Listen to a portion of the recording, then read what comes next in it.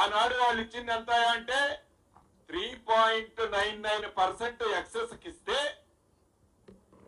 ఈ ఇందిరమ్మ రాజ్యంలో గౌరవ ముఖ్యమంత్రి రేవంత్ రెడ్డి గారి నాయకత్వంలోని ఈ ప్రభుత్వం 2.44% ఎక్సెస్ కి ఈ 3 కంపెనీలకి లీడ్ పార్ట్నర్ గా ఉన్న ఈ కంపెనీలకి ఈ టెండర్లు ఇవ్వటం జరిగింది.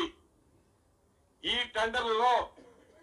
టెండర్లో ఎవరైతే వేశారో అన్ని టెండర్లు ఓపెన్ చేయడం జరిగింది. మూడో విషయం ఈ టెండర్లలో ఏ ఒక్కరిని బెదిరించి కానీ అదిరించి కానీ భయభ్రాంతుల్ని చేసి కానీ మీరు టెండర్ వేయొద్దని ఈ ప్రభుత్వ పక్షాన కానీ గౌరవ ముఖ్యమంత్రి గారు కానీ ఏ ఒక్కరికి చెప్పింది లేదు. ఇక్కడ గమనించాల్సింది ఏంటంటే ఈ 3 వర్కుల టెండర్ వాల్యూ వచ్చేసి ఇప్పుడు 3,687 కోట్లు. ఆనాడు వాళ్ళు టెండర్ పెట్టినప్పుడు వాల్యూ 3,744 కోట్లు.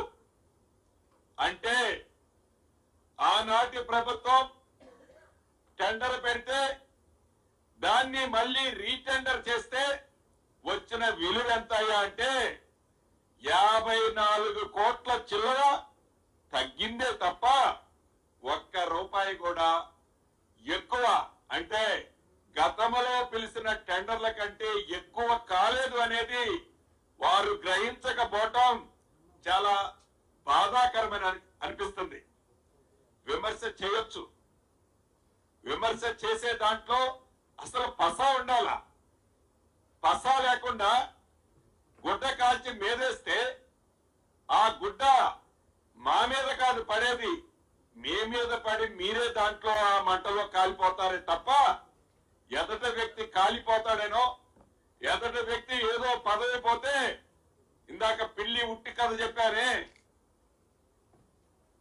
అదే రకంగా ఆ పదవి నాకేదో మంచి జరుగుద్దని అనుకోవటం వాళ్ళ యొక్క అవివేకానికి నిదర్శనం. అసలు నేను ఈ వేదిక ద్వారా 2 విషయాలు గౌరవ మాజీ మంత్రి గారిని సూటిగా ప్రశ్నిస్తున్నా. మొదటి విషయం, మీరు టెండర్లు పిలిస్తే మీరు 3.99% అంటే 4% మీరు ఎక్సెస్ కి శాంక్షన్ చేస్తే దాన్ని కాదని 2.44% కి ఇస్తే మీకు వచ్చిన కడుపు నొప్పి ఏమిటి? అసలు మీరు ఏదైతే అభియోగం చేస్తున్నారో మరొక్కసారి ఛాలెంజ్ చేస్తున్నా, 8,888 కోట్లని మీరు ఏది ఫ్రాడ్ జరిగిందన్నారు కదా, 8,800 కోట్లు మీరు టెండర్ పిలిచినట్లుంటే మంత్రిగా నేను రాజీనామా చేస్తా,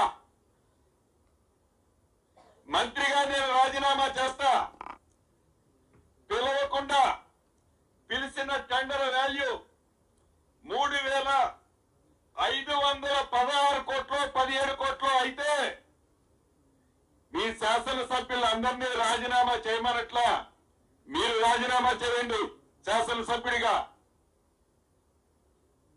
మీరు శాసనసభ్యుడిగా రాజీనామా చేయమని ఛాలెంజ్ ఇస్తున్నా. అసలు అది అడ్మినిస్ట్రేషన్ శాంక్షన్, టెండర్ వాల్యూ 3,516 కోట్లు. అడ్మినిస్ట్రేషన్ శాంక్షన్ అంటే దాంట్లో ఉండే ట్యాక్సులు, వర్క్ కు సంబంధించి ట్యాక్సులు ఇతరత్రా కలిపే 5,385.05 కోట్లు ట్యాక్సులు అన్ని కలిపి. కాంట్రాక్టుకు సంబంధించింది 3,515 కోట్లు.